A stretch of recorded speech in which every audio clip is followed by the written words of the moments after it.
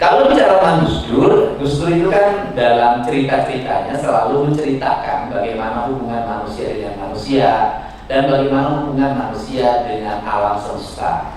Ketika alam semesta sebagai orang NU misalnya pasti ceritanya jin.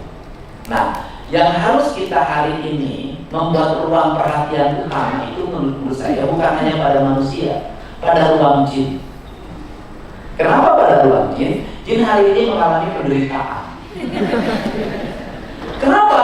Karena gunung tempat bersemayam sudah habis ditambang dan ditebang.